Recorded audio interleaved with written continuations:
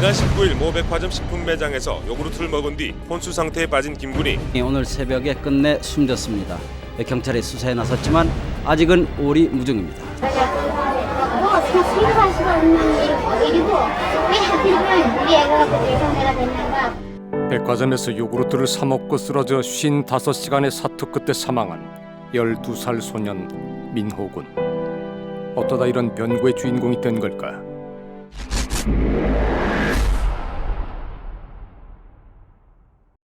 멀리 뱃일을 하러 떠나있던 민호의 아빠가 1년 만에 집으로 돌아온 게 그러니까 사고가 나기 3일 전이었다고 합니다. 늘 혼자 남아 기다림에 지쳐 있었을 아들이 안쓰러웠던 아빠는 햄버거를 먹고 싶다는 민호의 소원을 들어주기로 했습니다. 아이와 함께 백화점으로 외식을 하러 간 겁니다. 1년 만에 만난 부자가 회포를 푸는 행복한 시간이 끔찍한 재앙으로 변한 건 요구르트 단 한 모금 때문이었습니다. 이상한 맛이 난다며 손사래를 치던 아이는 20여 분 만에 혼수 상태에 빠졌고 생사의 갈림길에서 사투를 벌이다 사흘을 넘기지 못하고 사망해버렸습니다. 부검 결과 사인은 약물 중독에 의한 급사였습니다. 채 펴지도 못한 12살 어린 목숨을 앗아간 치명적인 독의 정체는 진드기 살충제 성분인 포스파미돈이었습니다. 누군가 요구르트에 독을 넣은 겁니다. 사람에서는 우리가 정확히 실험할 수는 없지만 대략 1kg당 한 25에서 한 50mg만 섭취해도 사망할 수 있는 맹독성의 농약입니다. 뭐 주사바늘 자국이라도 있었는 것 같으면은 이제 외부에서 누가 그 백화점을 음해하기 위해라든지 그 우유 제품 회사를 음해하기 위해서 그래 했을 수도 있는데 그런 게 전혀 없었거든요. 국과수에서 정밀 분석까지 했지만 요구르트 팩에선 몰래 독극물을 주입할 때 흔히 쓰는 주사 흔적도 없었습니다. 민호가 입을 대고 마신 용기 윗부분은 감정이 불가능한 상태였습니다. 치명적인 덫을 쳐놓은 범인의 얼굴은 쉽게 드러나지 않았습니다. 대체 누가 흔적 하나 남지 않을 만큼 교묘하고 치밀한 살인 계획을 세운 걸까? 누군가 분명 요구르트에 독을 넣었습니다. 백화점 밖에서 범인의 흔적을 찾을 수 없다면 백화점 내부에서 일어난 일일 가능성도 있습니다. 곧 CCTV 분석이 시작됐습니다. 그리고 경찰은 몹시 수상한 손님 하나를 찾아냈습니다. 뭔가가 좀 이상하다. 아버지 영세란 분이 특징이 있으니까 바로 보인 거예요. 아, 저 사람. 자기는 뭐 아이를 들고 이렇게 매장을 돌았다고 하는데 폐쇄로 상에서는 민호의 아버진 민호와 함께 요구르트를 사러 갔다고 했습니다. 하지만 그 시각 CCTV 속 민호 아빠는 분명 혼자였습니다. 민호는 어디에 있는 걸까? 그리고 사건 전날 식품 매장을 둘러보는 아버지가 발견됐습니다. 어딘지 수상한 행보. 아버지의 설명을 들을 수는 없었습니다. 장시장에 있다가 한 새벽 5시쯤에 아침에 애 발인이니까 목욕하러 간다고 가고 나서 이제 거기로 간 거예요. 그날의 진실은 아빠와 함께 증발해버렸습니다. 세상에 영원한 비밀은 없고 모든 범죄는 흔적이 남기 마련입니다. 어딘가 분명 진실은 숨겨져 있을 겁니다. 지금부터 아버지의 이 얘기를 따라 그날로 가보겠습니다. 저녁 시간쯤 아들이 햄버거를 사달라고 해서 같이 백화점에 갔었습니다.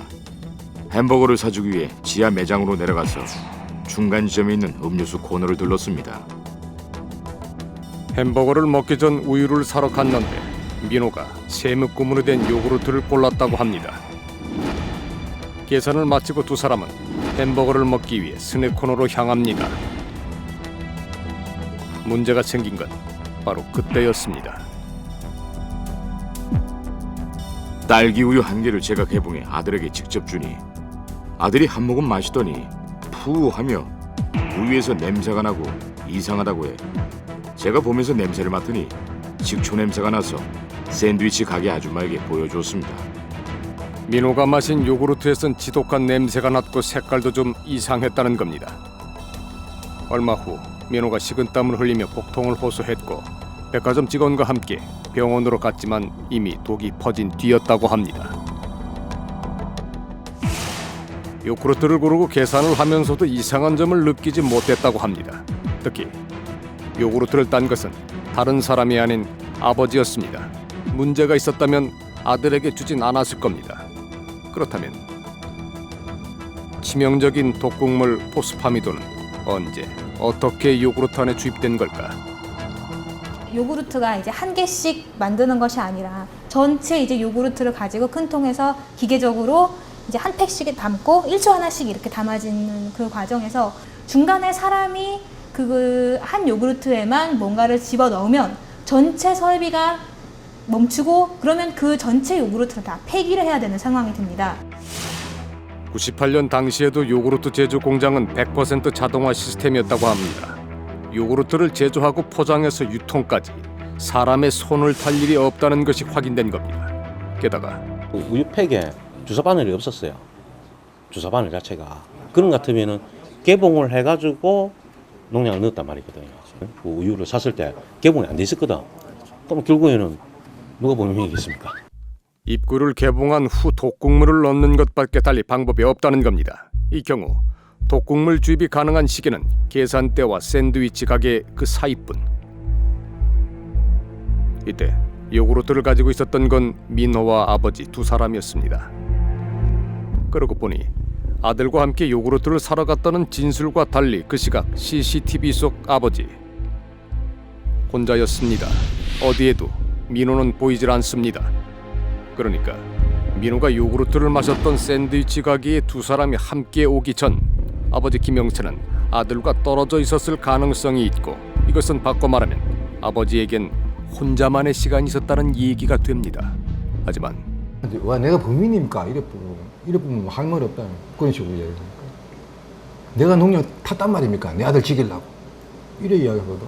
그때 당시에는 백화점이 지금처럼 또 CCTV가 그만큼 잘 안 돼 있던 시기거든요. 그러니까 사각지대가 우선은 많아요. 사각지대가. 어쨌든 간에 뭐 100% 뭐 증거가 드러난 건 없었거든요. 아버지 김영세는 백화점에서 아들과 떨어져 있었던 적은 단 한순간도 없었다고 강력하게 주장을 했습니다. CCTV 화면은 의심일 뿐 확신이 될 수는 없습니다. 그런데 아프다고 데리고 왔었거든요. 그게 맞을 거예요. 제가 병원으로 모셨기 때문에 나중에 본 것 같네요. 아이를 본 건 아프다는 아이를 병원으로 옮길 때였다고 합니다. 요구르트를 팔 때 아버지만 보고 아이는 보지 못했다는 겁니다. 봤다면 기억을 못할 리가 없다고 했습니다. 근데 애기가 몰골이 웃긴 게 체육도 굉장히 작았고 걸음걸이도 옳지 않았고 신발도 큰 거 있잖아요. 다 좀 떨어진 거 이런 거 신고 그 이상 차림새가 좀 남도했다고 말해야 되나? 속옷 팬티도 착용을 했더라고. 그날 뭐 병원에 가서 뺏기고 막 이렇게 하는 거 보니까 아버지는 멀쩡하게 다 차려입고 계시는데 왜 애들을 몰골을 저렇게 가다녔을까? 귀한 아들에게 사고가 생겼다며 펄펄 뛰던 아버지. 하지만 그녀가 기억하는 아이는 보살핌이라고는 전혀 받지 못한 상태였다는 겁니다. 그런데 아버지가 좀 이상하다고 마음을 굳힌 일은 따로 있었다고 합니다. 무슨 일이었을까? 딱 이상한 게 병원에 갔는데 남자가 두 명이서 의료병 카드가 딱 나오는 거야. 저 사람 이상하다. 이상하게 여기지잖아. 참 몇푼 이상했거든요. 평소에 의료보험 카드를 갖고 없잖아요. 전혀 없죠. 없는데 아버지가 수상하다는 건 백화점 직원들 사이에서는 파다한 얘기였다고 합니다. 아들은 병원에 갔죠. 네, 병원에 가고 아버지가 이제 백화점 와서 소란을 피운 거죠. 장례를 안 지내고 백화점에 갖고 오겠다. 네네. 이미 이상이 있다, 탈났다. 그러니까 결과를 조금 예측하는 그런 느낌도 받았어요. 그뿐이 아니었습니다. 요구르트를 보자마자 김영세는 백화점 직원들에게 독이 들어있다며 크게 항의를 했다고 합니다. 그 독이 살충제라고 밝혀진 것은 사건 발생 8일 후였는데 말입니다.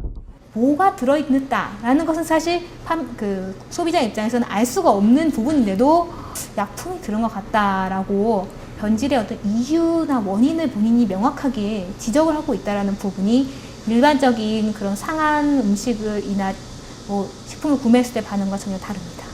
민호가 요구르트 맛이 이상하다고 얘기한 직후부터 아버진 요구르트에 농약이 들었다며 백화점과 판매처에 항의했고 모든 과정이 막힘이 없었고 확신에 차 있었다는 겁니다. 어떻게 독이 든 요구르트라는 것을 확신했던 걸까?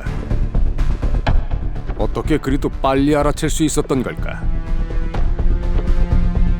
제가 그 먹다 남은 요구르트를 받아서는 코로 냄새를 맡아보니 요구르트 종이팩 안에서 식초 냄새가 났습니다.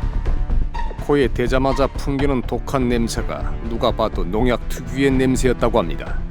하지만 아버지 김영세가 건네준 요구르트를 그 자리에 바로 살펴봤다는 당시 샌드위치 가게 직원 진술 어디에도 독한 냄새에 대한 얘기는 없었습니다.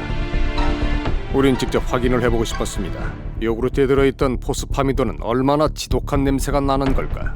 그런데 아까 색이 있습니다. 냄새는 없는데 무색 묻혀서 무색은 아니고 색깔을 넣었어요. 고독성, 가물어 같은 거나 이런 것들, 부수나 이런 것들 역할 정도로 이렇게 냄새 납니다.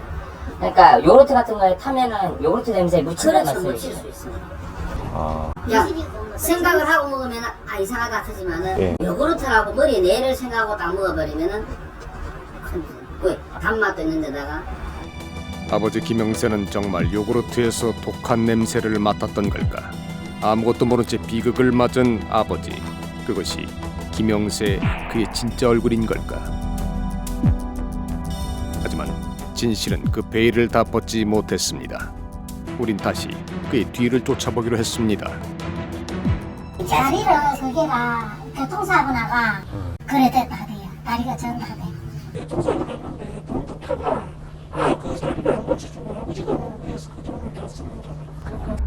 민호의 교통사고 보상금을 들고 나간 후 한동안 소식도 없던 아빠가 별안간 돌아오고 난 뒤 아이가 변을 당한 게 영 수상쩍다는 말들이 파다했다고 합니다. 김영세 이 사람이 저기 도박을 억수로 많이 했습니다. 들어오기 전에 들어오기 전부터 아마 범행 계획하고 왔을 거예요. 돈 다 떨어지고 뭐 도박판 돌아다니다 보니까 뭐 아무것도 없지. 금전적으로 뭐 그렇지.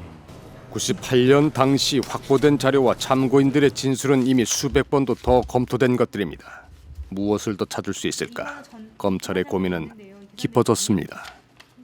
아이가 그 요구르트를 마신 이후에 어떤 피해자의 아버지로서의 진술이나 아니면 피해자가 사망한 다음에 유족 진술 형태밖에 없는 상황이었기 때문에 그 진술을 가지고서 저희가 그 98년, 99년 당시에는 없었던 기법인 진술 분석 기법에 의해서 실제 자기가 겪었던 사실을 말하는 사람과 그거를 꾸며낸 상상 속에 꾸며낸 사람과의 어떤 진술에 있어서는 양적으로나 질적으로나 차이가 있다. 이런 가설에서 출발하는 게 진술 분석이거든요. 오로지 진술서만으로 거짓을 찾아내고 범죄자가 감추고 있는 비밀이 무언지를 가려내는 것이 진술 분석입니다. 아버지 김영세의 진술을 사건 시간 기준으로 나눠봤습니다.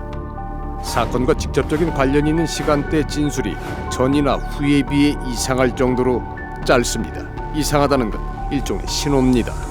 사건 시점에 오면은 너무 자세하게 쓸 수가 없는 거예요. 너무 자세하게 쓰면 안 되니까.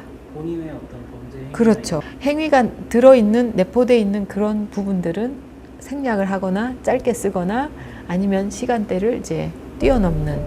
진술 분석에서 사라진 시간은 종종 범죄의 은폐를 의미한다고 합니다. 말할 수가 없어서 그걸 숨기게 된다는 겁니다. 여기엔 또 하나 아주 중요한 것이 빠져 있습니다. 마침 백화점에 도착해 매장을 돌아본 후 지하 매장으로 내려가서 요구르트 3개를 산 후 대금을 지급한 후 햄버거 가게로 가서 아들이 제가 뜯어준 요구르트를 먹었습니다. 요구르트를 사서 민호가 먹는 순간까지를 설명한 진술입니다. 요구르트를 산 직전과 직후, 먹은 직후에는 주어가 있습니다. 근데 그 요구르트를 사는 과정에서만 주어가 빠져 있는 거, 요게 이제 이 진술서의 가장 중요한 부분이라고 생각이 되고요. 한 행동은 분명히 적혀 있는데 누가 했는지에 대한 언급이 빠져 있다는 겁니다. 그렇게 놓고 보면 상당히 이상합니다. 앞과 뒤 문장에서 저는 저가 개봉하여 저가 뜯어준 이렇게 유난스레 자신을 강조했는데 왜 이 부분에서는 그렇게 강조하던 저도 없고 아들도 없는 걸까? 이 사건의 핵심은 요구르트를 산 그 행위가 언제 벌어졌고 어떻게 일어났고 요구르트를 사서 먹기까지 그 요구르트에 어떤 다른 이물질이 투입될 시간이 있었느냐. 가장 결정적으로 뭔가 감추고 있다는 것을 보여주는 부분은 여기입니다. 만일 아버지와 아들이 요구르트를 살 때부터 마실 때까지 함께 있었다면 아버지가 범인일 가능성은 현저히 줄어듭니다. 이 부분 있죠? 이렇게 에스컬레이터 가운데 쪽으로 내려갔다가 요래 내려오죠. 요래 올라가고. 계산해야만이 화장실도 갈 수 있고 빵도 사 먹으러 갈 수 있고 다 할 수 있는 거야. 계산대 나와야만이. 식품 매장에서 물건을 사면 계산대를 통과해야만 샌드위치 가게에 갈 수 있습니다. 계산대에서 샌드위치 가게까지는 45m, 1, 2분이면 도착할 거리였습니다. 버젓이 아들이 있고 보는 눈도 많은데 이런 곳에서 그 짧은 시간에 살충제를 넣긴 어려웠을 겁니다. 하지만 아버지와 아들이 함께 있지 않았다면, 그러니까 샌드위치 가게에 들어가기 전까지 그 시각 아버지가 혼자였다면 이 얘기는 완전히 달라집니다. 혼자서 요구르트를 산 아버지에겐 마음만 먹으면 얼마든지 살충제를 넣을 시간이 있었다는 겁니다. 닫아둔 개봉 부위를 다시 열어 그대로 아들에게 건넸다면 독극물 주입 흔적이 나타나지 않은 것도 설명이 됩니다. 이처럼 요구르트를 구입할 당시 주어는 범행 시나리오를 완전히 뒤바꿀 수 있을 만큼 중요한 부분이었습니다. 중요한 것을 생략했다는 건 바로 숨기고 싶은 얘기가 있다는 겁니다.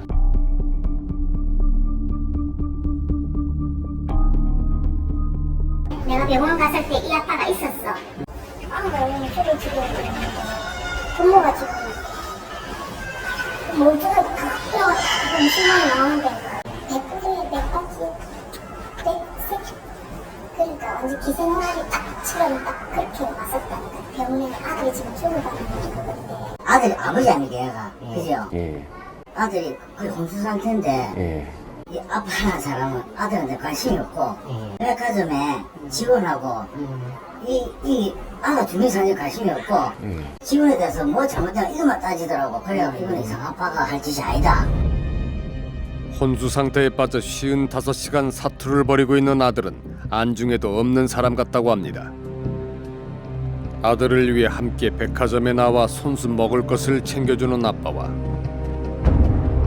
독이 든 요구르트를 마신 아들의 안위에 관심조차 없었던 아빠는 너무도 다른 모습입니다.